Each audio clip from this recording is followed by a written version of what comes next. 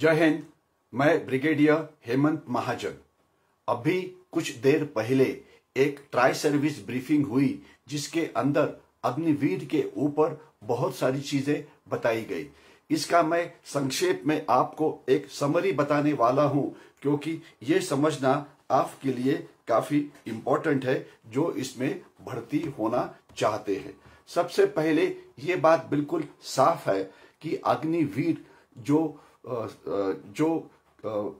System शुरू की हुई है इसमें कोई भी फर्क नहीं होगा। मैं रिपीट करता हूं, लोग सोचते थे कि ये बंद किया जाएगा, लोग सोचते थे पेंशन दी जाएगी। बिल्कुल नहीं, बिल्कुल ये साफ है कि इसमें जिस प्रकार से ये स्कीम अनाउंस की गई थी इसी प्रकार से इस स्कीम को इसके बाद इम्प्लीमेंट किया जाएगा।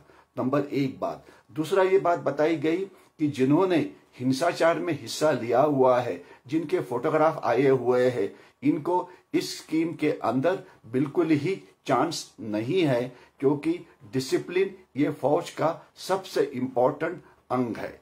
तीसरी बात ये बताई गई कि अभी इस साल 46,000 की भर्ती होने वाली है, लेकिन इसके आगे आने वाले दिनों के अंदर 50,000 भर्ती होगी, इसके बाद 60,000 होगी, प्लस 90,000 होगी और इसके बाद और ज्यादा भर्ती होगी।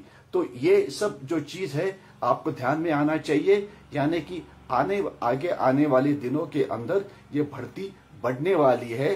जो भी इसमें क्वालिफाइड है इसके लिए तैयारी करवाइए।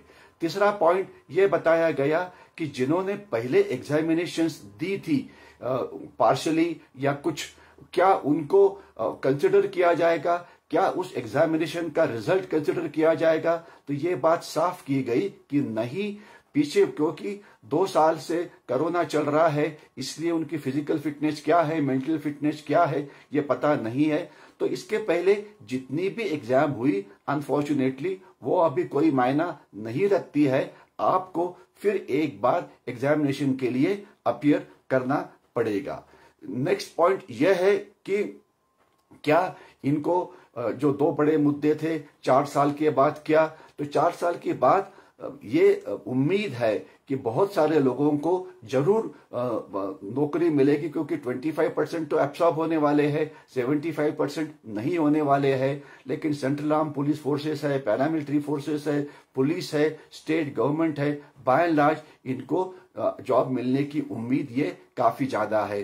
ध्यान रखें, ये पहली बार हो रहा है कि जब किसी जॉब की गारंटी मिल रही है। आपको पता होना चाहिए कि इसके पहले जो 15 साल के बाद जो जवान रिटायर होते थे उनको कोई भी जॉब की गारंटी नहीं थी। उनको खुद को जॉब ढूंढना पड़ता था, या तो वो एग्रीकल्चर करते थे या किसी सिक्योरिटी कंपनी में चले जाते थे या किसी इंडस्ट्री में चले जाते थे।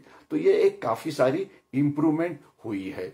जब तक सवाल है उनको पैसे मिलने का, वो बिल्कुल साफ किया गया है कि बिल्कुल जिस प्रकार से बाकी जवानों को सहूलियत मिलती है 100% सहूलियत ये उनको भी मिल जाएगी, इसमें कोई डाउट नहीं है। मेरे तरफ से जो मोस्ट इंपॉर्टेंट पॉइंट है, आर्मी, नेवी, एयरफोर्स की ऑनलाइन प्रक्रिया अगले कुछ दिनों में शुरू हो रही है। 24 तारीख को नेवी की हो रही है, 25 तारीख को अगर मैंने ठीक नोट किया है तो एयरफोर्स की हो रही है और कुछ परसेंटेज विमेन के लिए भी रखा जाएगा। इसके बारे में नोटिफिकेशन जारी किया जाएगा और शायद जो आर्मी की भर्ती है तकरीबन 30-35 हजार के आसपास ये मंथ एंड में शुरू हो जाएगी। अगले 6 हफ्ते में ये सब कार्रवाई पूरी हो जाएगी। आपको पता है कि एग्जाम में पहले ऑनलाइन आपको एप्लीकेशन करनी पड़ेगी, उसके बाद आपको जगह बताई जाएगी कि कहाँ पर आपने फिजिकली आना है। इसके बाद आपको फिजिकल टेस्ट जो होती है 1600 मीटर्स को आपको भागना पड़ता है, उसकी तैयारी करना शुरू कर दीजिए। लॉन्ग जंप तैयार करना पड़ता है, लॉन्ग जंप को पार करना पड़ता है, उसकी तैयारी शुरू कर दीजिए। उसके बाद पुलअप्स होती है 10 से ऊपर, उसकी तैयारी शुरू कर दीजिए। उसके बाद मेडिकल होगी।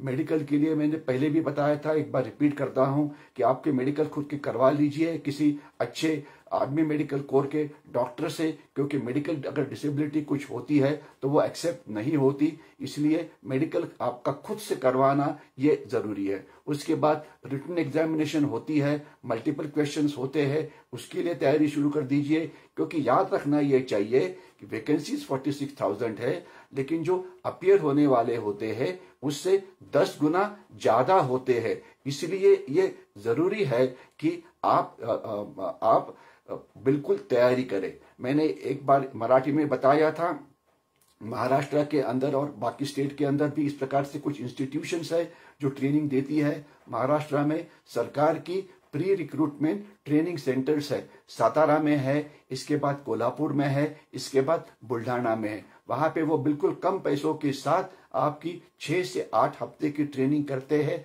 वहां जाके आप ट्रेनिंग जरूर लीजिए, क्योंकि जितना ज्यादा आप खुद को ट्रेनिंग करेंगे, जितना आपका फिटनेस ज्यादा अच्छा होगा। आपको फिजिकल फिटनेस में 40% मार्क्स तकरीबन होते हैं, मेरे ख्याल से 60% मार्क्स ये रिटन के लिए होता है, थोड़ा बहुत कम ज्यादा हो सकता है, लेकिन आपका उद्देश्य होना चाहिए कि आपको 100% मार्क मिलने चाहिए रिटन के अंदर भी, और इसके सिवाय जो फिजिकल एग्जाम है उसके अंदर, क्योंकि 10 गुना ज्यादा लोग आएंगे। सब एग्जाम खत्म होने के बाद मेरिट लिस्ट बनेगी और केवल जो टॉप वाले 46,000 है वो ही अंदर आएंगे। तो इसलिए तैयारी शुरू करना ये आपके लिए बहुत ही इंपॉर्टेंट बात है। तो मैं आप सबको बेस्ट विशेष देता हूं, और कुछ मत करना, किसी डिसइंफॉर्मेशन का प्रभाव आपके ऊपर होना नहीं चाहिए। आप केवल स्टडी करिए, अभ्यास अभ्यास अभ्यास, क्योंकि ये एक ऑल इंडिया एग्जामिनेशन है। इसमें केवल मेरिट लिस्ट से ही आपको परमिशन मिलती है। तो मुझे भरोसा है कि ये लोग जो सुन रहे होंगे इन बच्चों को बताएंगे, उनके रिलेशंस को बताएंगे, उनके माँ बाप को बताएंगे कि हमारे पास इंस्टीट्यूशंस है कोचिंग वाली, कुछ प्राइवेट भी है। मैं उसके बारे में बात नहीं करना चाहूंगा, क्योंकि वो काफी बार ठीक काम नहीं करते, पैसा लेते, जो भी करते होंगे। मेरा जो ज्यादा भरोसा है वो गवर्नमेंट इंस्टीट्यूशंस के ऊपर है। एक बार उनसे कोचिंग पाने के बाद आप खुद उसकी रिहर्सल आपके समय में कर सकते हैं। तो जल्दी से कार्रवाई शुरू करिए, क्योंकि 2 साल के बाद ये 46,000 वैकेंसी आ रही है, इसका फायदा आपने उठाना ही चाहिए। अगर समझ लीजिए किसी कारण से आप सिलेक्ट नहीं होते हैं, तो एकदम आपका मोराल नीचे जाने की जरूरत नहीं है, क्योंकि सेंट्रल आर्म पुलिस फोर्सेस की भी भर्ती है। इसके सिवाय 10 लाख और नौकरियां सामने आ रही है। लेकिन इंपॉर्टेंट यह है कि मेहनत करके हर एक एग्जाम के लिए आप तैयारी करिए। इसका सिलेबस अवेलेबल है वेबसाइट के ऊपर, वेबसाइट अभी खुला हुआ है, तो जल्दी से जल्दी आप इस सब की तैयारी करिए। Best of luck. मुझे भरोसा है आप में से बहुत सारे इस अग्निवीर में शामिल हो जाएंगे। जय हिंद।